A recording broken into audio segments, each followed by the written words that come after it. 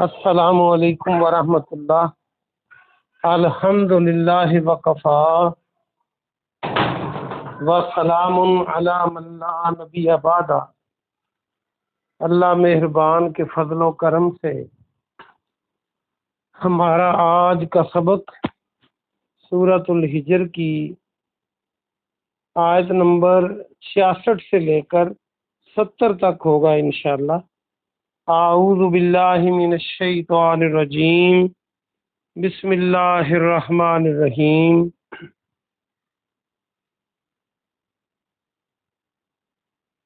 وَقَضَيْنَا، اور ہم نے فیصلہ کہلا بھیجا، ہم نے فیصلہ بھجوا دیا۔ قاضی آپ نے پڑھ رکھا ہے، فیصلہ کرنے والے کو کہتے ہیں۔ الیہ، اس کی طرف، کس کی طرف؟ لوط علیہ السلام کی طرف۔ فرشتوں نے بتا دیا نا، ذالک الامر، اس بات کا، اس امر کا، انا، کہ بے شک، دابرہ ہاؤلائی، دابر جڑ، یہ دبر آپ نے پڑھا تھا کل پرسوں، سورہ یوسف میں بھی پڑھا تھا، پچھلے حصے کو کہتے ہیں اور اس کا مطلب جڑ ہے۔ ہاؤلائی، ان سب کی، مقطوع مصبحین، مقطوع کو دیکھیں تو قطع کا لفظ بن سکتا ہے، قاف تو عین، یا قطع تل کی ہم اردو میں بولتے ہیں، کاٹ دی جانے والی۔ مصبحین، سب صبح کرنے والے، یعنی صبح جب ہوگی تو ان کی جڑ کاٹ دی جائے گی۔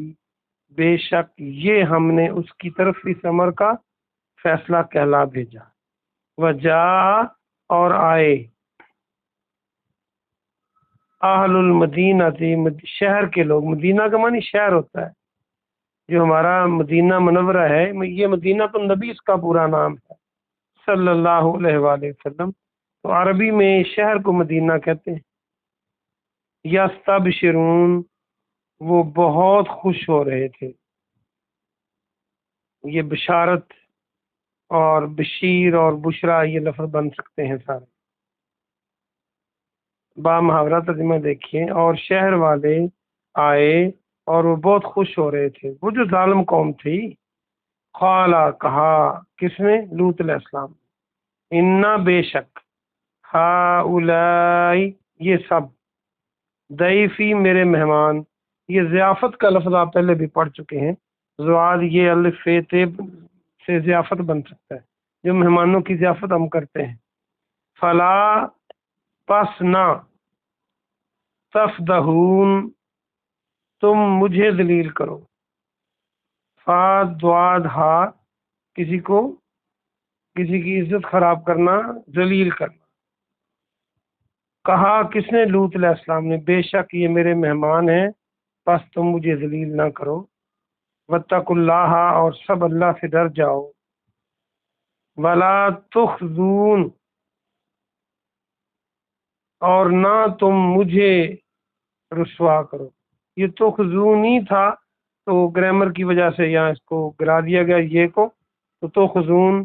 یہ خزیون آپ نے پڑھا تھا قرآن مجید میں، کئی بار پڑھا ہے، رسوائی، ذلت، تو تم مجھے رسوا نہ کرو۔ قالو، انہوں نے کہا، کس نے؟ اس قوم نے۔ اولم، اور کیا نہیں، ننہا کا، ہم منع کر چکے تمہیں، نہا، نہیں، ہم اس سے بنا سکتے ہیں اردو کا نہیں، ہم تمہیں منع کر چکے ہیں، عن العالمین، سارے جہان سے، مطلب کہ آپ سارے جہان والوں کی خیر خواہی کرتے ہیں، آپ اس بات سے باز آ جائیں، ہم نے آپ کو پہلے منع کیا ہوا ہے۔ یہ ہماری 5 آیتیں ہو گئیں، آئیے ہم اس کی مختصر تفسیر دیکھتے ہیں۔ یہ جب ان کی بچے ابھی نہیں گئے تھے اور وہ رات کو انہوں نے جانا تھا، اللہ نے حکم دے دیا تھا، تو اللہ فرماتا ہے کہ ہم نے یہ فیصلہ کر کے فرشتوں کے ذریعے بھیج دیا اپنے نبی کو کہ اب بے شک ان سب کی جڑ کاٹ دو۔ کب؟ صبح ہونے تک۔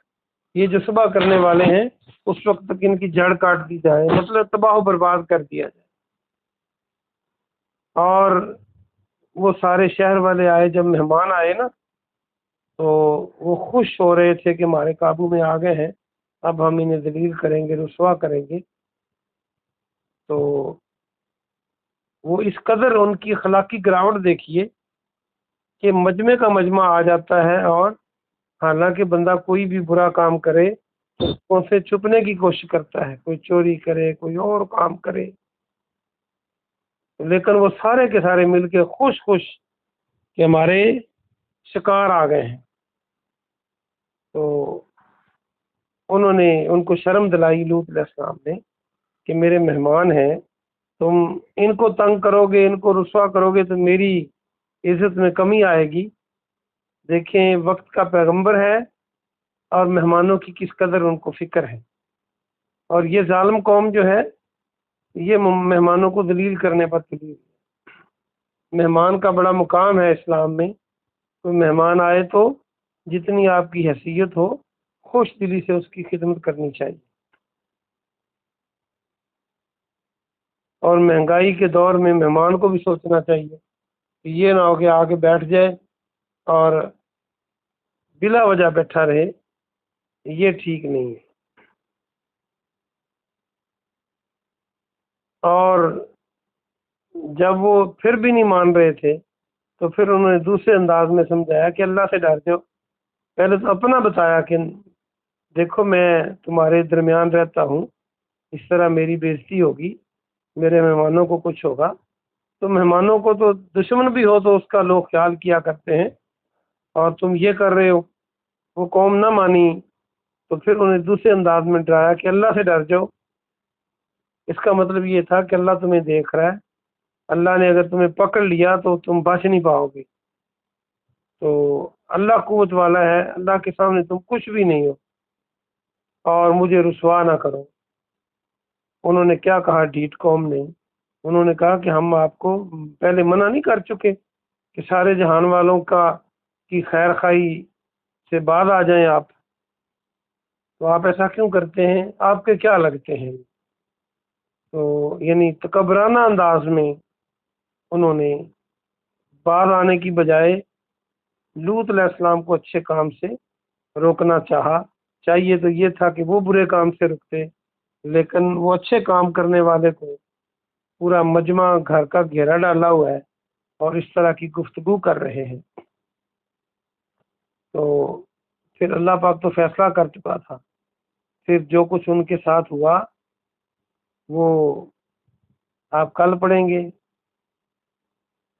وہ ایسے بدبخت تھے، آگے کل کی سبق میں آئے گا۔ لوط علیہ السلام نے ان کو جب اللہ سے بھی نہیں ڈرے تو انہیں ایک اور بھی پیشکش کی کہ تم بیٹیاں موجود ہیں، میری بیٹیوں سے مراد قوم کی بیٹیاں، ان سے شادی کرو، اور تم یہ جنس پرستی میں کیوں اس قدر محو ہو گئے ہو؟ یہ بھی آپ نے کہہ دیا کہ آپ بعد آ جائیں، اس سے یہ برا کام ہے۔ تو لیکن وہ بعد نہیں آئے، تو کل انشاءاللہ آپ پڑھیں گے کہ پھر ان کے ساتھ کیا ہوا۔ اللہ پاک سے دعا ہے کہ اللہ پاک آپ کو اور مجھے عمل کی توفیق عطا فرمائے۔ سبحان ربک رب العزت عما یصفون وسلام علی المرسلین والحمد للہ رب العالمین۔